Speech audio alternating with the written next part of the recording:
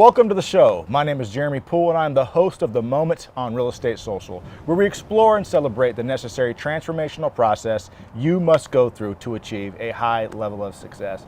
Now, I'm not sure if you guys can see this, which I'm sure you can. Our studio has changed today. We flew all the way from downtown Tacoma, Washington to beautiful Malibu, California to interview the great Mark Evans. Mark, welcome to the show, brother. Thank you. Absolutely. Yeah, so we're actually on the top of Mark's vacation home that he's going to be renting with himself and his family for what, a month? Yep, a month.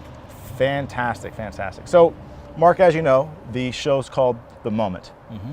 What would you consider as being your moment or series of moments that have allowed you to essentially accomplish so much at such a young age? No, so I have many moments, right? Right. First one would be starting out when I was a kid, maybe getting picked on, being shorter, smaller than everyone else. I'd use my personality because I didn't have looks or height or whatever. So, you know, to me, it's like, you know, how can I prove to the world that I'm worth something? Sure. So to me, I was an entrepreneur kind of from the beginning, just trying to figure out how to hustle, grind, make money. And it was kind of like a cool moment for me to realize, like, I got something here. Yeah. That was a massive defining moment. I was young then, 8, 10, somewhere around there. So I was on like little lemonade stands, you know, whatever I could do to make some money.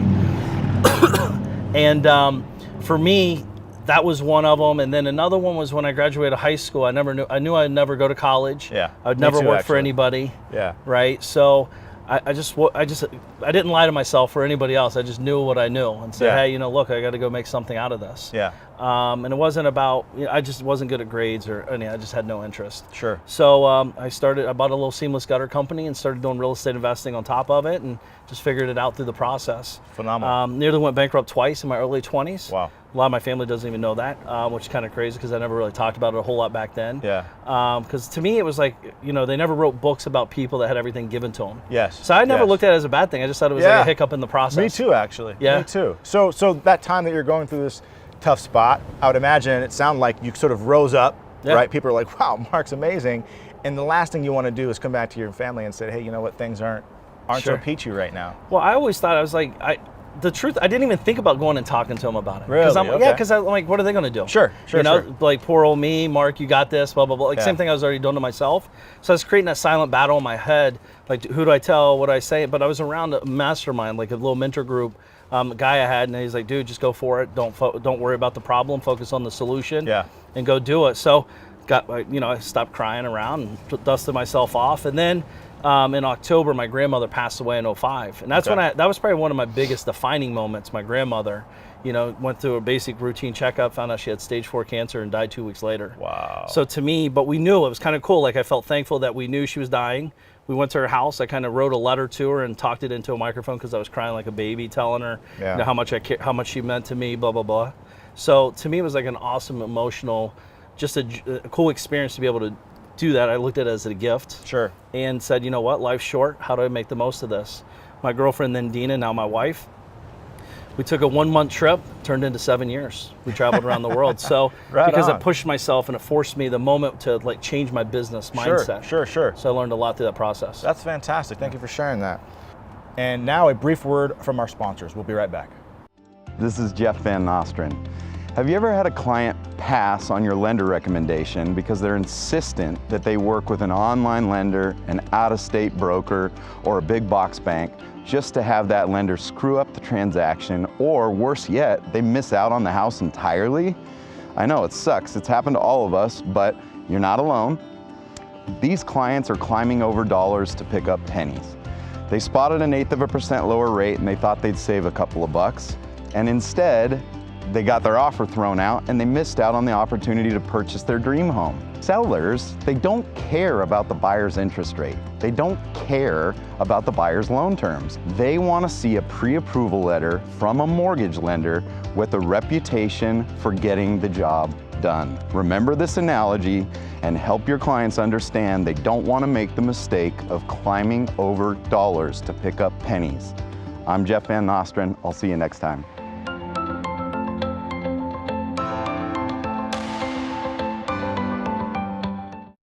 Hey everybody, I'm Charlie Yarbrough with Fixated Real Estate, and I'm going to be talking to you about the Pacific Northwest Big Badass Real Estate Wealth Expo. Last year blew us away. We had over 30 vendors, 500 registrations.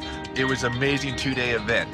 This year, going to be even better. We're going to have over 60 vendor sponsors, speakers from all over the United States that are doing it. None of this guru crap that's out there. You're talking about real investors kicking ass in real estate, from multifamily, single family, commercial, buy and hold investors, fix and flip guys like me.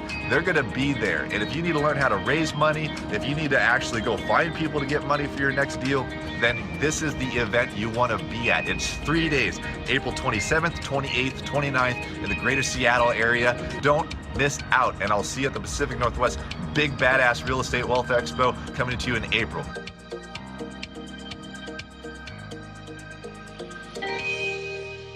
And we're back. So Mark, what an incredible story. Something I've been meaning to ask you for quite some time is, I understand you coin and you call yourself DM. What does that mean? I mean, I see it on your hats, I see it on your shirts, it's everywhere. Right. What's going on with that, man? Well, DM to my mother means dream maker, to the world it means deal maker. Okay. Right, so in business and in life, you always got to be deal making, or Yes. you're not in business. Yes. So be sold. Yeah. So I had to. I'm making deals in my head every day to myself. Right. Get out of bed earlier. Go to the gym quicker. Don't eat the bad stuff. Yeah. Do this or that. But to me, that's what it is. The deal maker. Sure.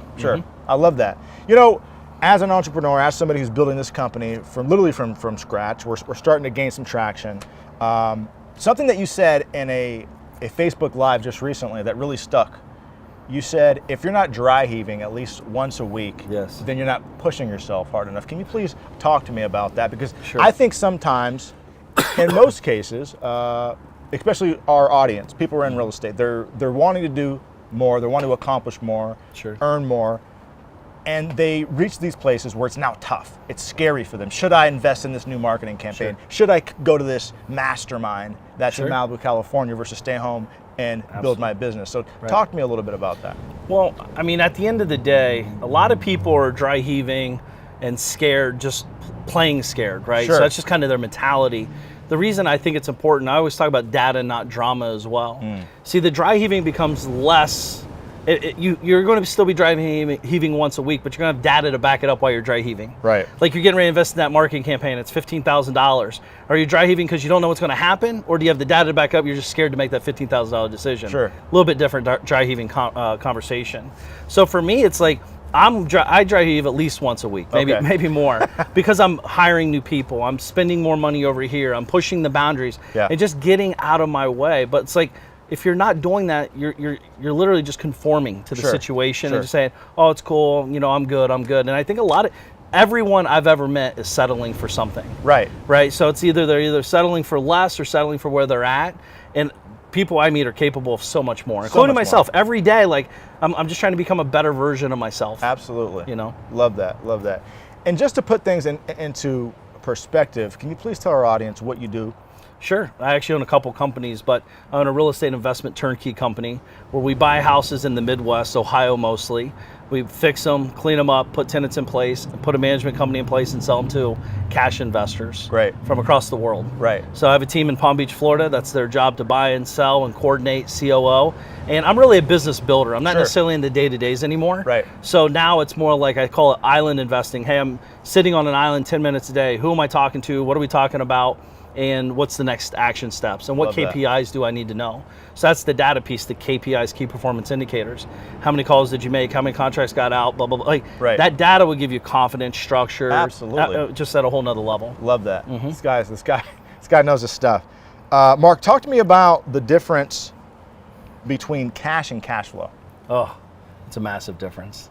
So a lot of times people I remember laying in bed saying, man, I wish I could make $100,000 a year, right? Yeah. Make $100,000 a year, like, man, just if I could make $500,000 a year, it keeps going up. Yeah. So again, we see it with athletes all the time. We see it with lottery winners. Cash is awesome if you know what to do with it. Okay. But if you get a huge chunk of cash and you don't have a means of making more money on your money, you actually almost become crippled by the cash. Sure. And you're almost like scared. I know people that are scared with millions of dollars because they have like real jobs. They don't know how to really make money or manage it or grow it. Sure. They just know how to protect it and think. And the truth is, they think they're protecting it, they're actually shrinking it. Absolutely. Because it's not growing. It's in a CD making 0.5% interest when inflation's more.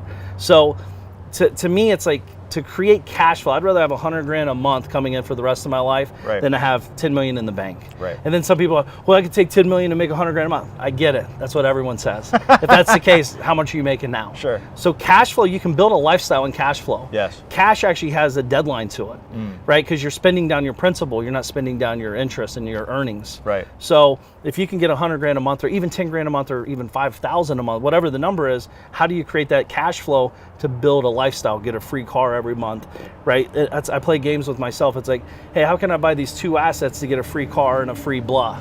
You know, and then, because if you create enough cash flow, you could actually get pay the payment on the car or the house or vacation rental or whatever. I love that concept. I love that concept. Full disclosure, every time I talk to this guy, he changes my perspective. You know, I come to him with a accomplishment, something that I'm very excited about, and within about a sentence or two, the words he uses is able to sort of change things for me mentally. In fact, he invited me here as a gift, as a thank you to partake in his mastermind. Now, I bring that up to you because I want you to tell me and tell us a little bit about some people who helped you. Yeah, well, my parents, right? They've given me the confidence, I think, you know, to do that. My grandmother, she was a huge inspiration to me on many levels.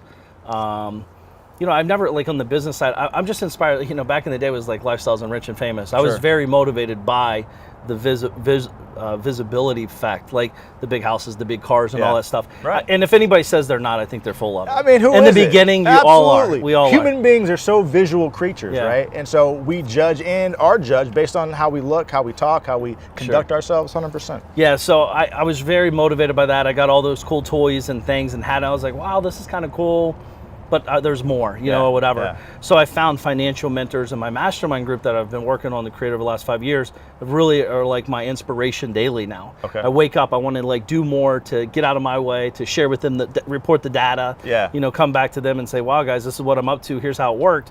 Yes, I was scared, but we pushed through and boom, now we're like laughing about it later. So, you know, it's my day-to-day surroundings, my people I'm around, my wife, my son, guys like you, like out there doing it, hustling, grinding it. Right. Like, a lot of times people are like trying to figure out how to get out of the grind. I love it. I love the grind, actually. You know, honestly, I love the grind too. Yeah. Here's my recipe. If it scares me, and if I'm excited about doing it, I do it. Right. Because if I try to ruminate or think on it too long, I won't do it. There's just too many reasons not to do it. There's a lot of procrastinators. A lot of procrastinators out there, but I feel like if something is attractive to me, but at the same time scary, then I just say, screw it. Let's do it. Yeah. Let's do it. Let's do it. And then you find out just how talented you are. You know, you find out just how much support you have, how much the universe is actually in your favor. Dude, it's opening up to you. It's just a lot of people aren't listening to it or paying attention to it. Sure. Like like everything exists. Like the big jets, the houses, the yacht. Like I always think, I'm like, they don't just build these to sit and do nothing with. No. Someone's buying them. Yes. Like there's like, and again, I'm going back to the visual component, but like also come back to the family life. So I'm hanging out here in Malibu for a month. I can wake up when I want, do what I want, but I'm still can't wait to wake up early. Still can't wait to grind out something. Love doing this stuff. Like this is work to us, and we get to do it. No, absolutely. So it's amazing. No, it's incredible. I mean, this morning I wake up in Seattle. It's raining. Yeah. With the knowledge that I get to go to Malibu. That's awesome. Be in this beautiful destination, share knowledge with you, hear what you have to say, and give value back to our audience. It's a good life. No, it's amazing. This question I usually wait towards the end, but if you can do it all over again, what would you change, if anything?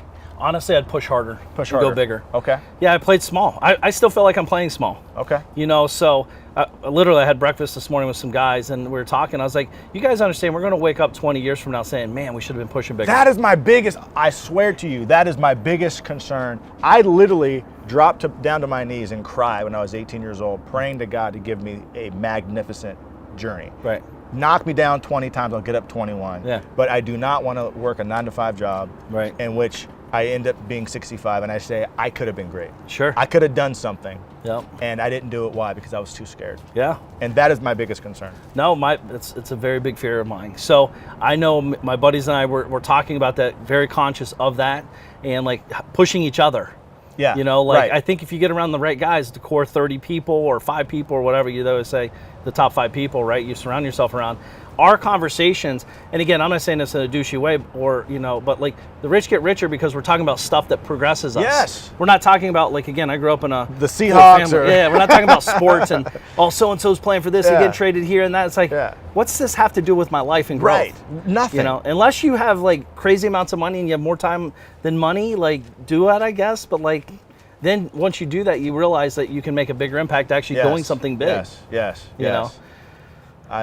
This is great. This is so great. Are there any books or podcasts or vlogs that you're just tuned into right now that more people should know about? Yeah, man, I listen to podcasts all the time. I mean, like Andy Frisillo, MF CEO, Ed Milet Show. He's a great guy. Got some big stuff going on. Howard, Lewis Howes. Lewis Howes is great. Yeah, good stuff. He's a Columbus, Ohio boy. Okay. So some cool stuff like that. And then the book, Magic of Thinking Big, Huh. by David Schwartz, I think is his name. Great book. You know, Power of Concentration, Think and Grow Rich. I mean, all these books, what's cool about it too, as we journey through life, you can read these books multiple times and get something way different out of it. You know, it's like the Bible. Yeah. You know, where you kind of grab the book, flip it open, and something in there might be relevant. 100%. So I think too, like when I'm listening to these kind of shows, I'm not just listening to listen, I'm actually listening to extract, right? Yes. And I'm not there to learn how to make $1 trillion overnight. It's like, I'm more like on the journey of like, how can I, cut time out of life? How can I hack this piece? How can I grow this piece? How can I expand my voice here or there? Like just really learning stuff and just knowledging up. I love that. One of my icons, Will Smith, said it perfectly. He says, don't try to build the biggest, baddest wall out there. Right. Just focus on laying a brick. Sure. Lay a brick each day with each lesson or each skill set or each connection, each relationship, and do it the best you can. And over time, soon you have this magnificent wall. Yep. Well, and it's like eating the elephant at one bite, right? Some people, it's become so overwhelming, you actually do nothing. Nothing. So I always say, my buddy Mike coined this, but like, you don't have to get it right, just get it going. Yeah. You know, because people are everyone's trying to figure out how to get it right. Right. Like, dude, like, I don't get anything right, ever. Nothing. And when you do think you get it right, I didn't do anything. No, so I have so many people, real estate agents, reaching out saying, how do I get my own show going? Content. Oh, it's never been easy. How do you get people to do it? I said, honestly, I went into this expecting to suck. Yeah. And I was okay with that. Sure. And I think if you have that childlike approach, like, hey, I'm crawling right now, but I fully intend to walk and someday I'll run. But for now, enjoy the show because I'll probably fall a few times. 1,000%. And the thing is we're really not that important. We're not. We are, but we're not. Sure, it's kind of like getting in a plane, all the planes don't crash. You really think the plane's crashing with you in it? Like, you're not that important. No, yeah, exactly. So, and not only that, we live in a forgiving world. A very forgiving world, yes. So you could shoot a video today. It could be the worst thing you've ever said or done in the world. Right. And 3 weeks later, people don't even know who you are. They forgot about what you said. See, I think that is the beauty of looking at, for instance, children. They are so comfortable in their own skin, and that's why we love them. Yeah. And when you see somebody who's naked, I call it being naked. Somebody who's naked, who's willing to show who they authentically are, is beautiful. And if that person is in business, they tend to get their way. Well, dude, I mean, how can you? Right? I think you don't come out with these preconceived notions. You're just showing up to show up. You show up, and you let the universe kind of like guide you. You're not to say that the universe is pushing you around, but like you're leaning into it and you're allowing massive things to happen. And you are playing a role in that whole process. Yeah. Love it. How do you approach goal setting? Everybody is goal setting. Everyone is saying what they want to do. It was just January 1st, several weeks ago. How do you approach goal setting? It's interesting, man. I used to write down a lot of goals. Yeah. A lot. Yeah. But my problem for me, I'm talking only for me, is I would write down my goals and almost in my head I act like I was accomplishing them. As weird as this sounds, like I was like, dude, man, yeah, I'm gonna make $100,000 a week. And then you do it and you're like, yeah, but like I want 500,000, whatever. You write down these weird goals, to me now, like where I'm at in my life, I really don't write down like very detailed goals. I'm more like vision casting, like the big, the end piece. Yes. Like what does it look like 20 years from now, 3 years from now? Like I have one company we're growing right now. We're a little over 2 years deep into it. And my goal is only like 3 months deep with that. It's like, hey, if we can add 3 more assets to this piece, this will happen. Because the actions, just like in sales, you know, your calls create the results. Your actions create the results. So to me, I'm not focused as much on the result as I am the actions to get the result, if that makes sense at all. Oh no, it makes great sense, because here's why. You can't control the outcome, but you can control your behavior. Sure. You can control what you do right now, today, tomorrow, the books you read, the conversations you have, all of that. On my wall in my home office, I have a vision board, and I'm sure other people have thought of this, but I take images that represent the future that I want, 100%. and then I put short-term goals in there. And then at the bottom of my vision board, there's actually a bucket. So for instance, no joke, traveling here, it was actually Florida. Right.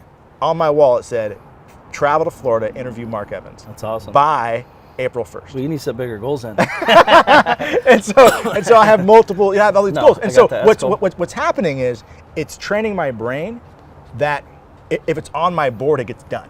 So it doesn't matter if I'm traveling to interview you or if I'm buying a Ferrari. Sure. In my mind, it's going to get done. I get it, man. Everyone has a different way to do it. That's what's amazing. I think the thing is where I used to get in trouble. I bought every goal book. I've written down every process, and like it never felt like it was me until I just said, you know what? I'm gonna write it the way I want it to see it. Like I'm a yellow notepad paper guy. Yeah, me too. And I write down 2 or 3 things I want to accomplish in the day. If I can accomplish 5 things in a day, I'm like crushing it. Sure. And you know, some people back in the day, I'd write out 80 to-dos, and now it's like to-dones. I just want to focus on to-dones. Love it. Yeah. Love it. Okay. Well, we talked about goals. We're here for a mastermind. 2 more questions. Sure. What are some main priorities for you right now in your business life? Main priorities. Yeah. Good question. So, honestly, to keep the team moving forward and excited for growth. Okay. You know, like my job now is, the real question is, do they work for me or do I work for them? Sure. Okay. Like every day I wake up thinking how to get them better leads, how to give them better opportunities, how to make them more money. Because if they make more money, the company makes more money ultimately, whatever. So I've kind of transitioned that out. I'm good right now hiring some new people. That I know the team's growing every week now. Awesome. So to me, that's a priority. Hire, give them knowledge. Like I invest in my team all the time. Like actually my COO goes to masterminds. You know, I'm hiring, you know, the best coaches to help them on sales cycles and all that. So I think a lot of guys just don't invest in their team. And we got to remember, as we grow, our team better grow with us. If not, you're going to leave people behind. Phenomenal. So invest in people, and then they can say, well, they're going to leave you. Okay, who cares? Like abundance. Sure. You know, like like if they're going to leave, they're going to leave with or without regardless, you. Yeah. Regardless. I love that. So not only are we here for this interview, but we're also here for a mastermind that you're conducting at Duke's just down the road tomorrow and the following day. How important is it to take the time and the money and the energy to invest in yourself? Oh, I mean, how much are you worth? Right. How much are you worth? It's a lot of times people put the focus on the event or the book or the whatever. Are you really investing in that or in yourself? Yes. Obviously, you're vetting it out and you want to make sure it's in alignment or congruency with where you're going. But the real truth is you're investing in yourself. You're investing in yourself. And I invest in a group, it's $100K a year. I was just going to bring for 3 that events. up. It's 34 grand an event. So how is that? So talk to us a little bit about that. Right. How is it worth 100,000? Well, I think it's worth $1 million. Okay. Right. So or more. I'm worth more than $1 million. Right. So it's kind of like my thought process and the genius of that. The truth is, you go to the room. It's going to be set up just like ours is. It's exactly how I run mine. The guy, you're usually paying for the people you're not paying for the people that's in the room. You're paying for the people that's not in the room. Love that. Right, because you're not getting everybody that just can afford 10 grand or 5 grand or 25 grand. And again, listen, that's a lot of money. I'm not knocking that. It's just a different caliber for me. I show up differently. I show up more intently. Yes. Like I'm there. I'm like, I just paid 34 grand here. I better pull something out of here. You know, because it is a lot of money. Right. And but like you go there and you've like, I've heard this stuff a million times, but when you have money on the line in your head and you stroke the check or wire, you literally like you take things differently and more serious. Wow. You know, and I think we do people an injustice by not charging enough. Yes. We've talked about that. Yes, I agree. And so The other piece of this is that Mark has promised to help us conduct masterminds in King and Pierce County. So super excited about that. Yeah. Mark, thank you so much for the opportunity. Definitely. Thank you, my man. Love Thanks it. for having me, buddy. And thank you for tuning in. We'll see you again next week.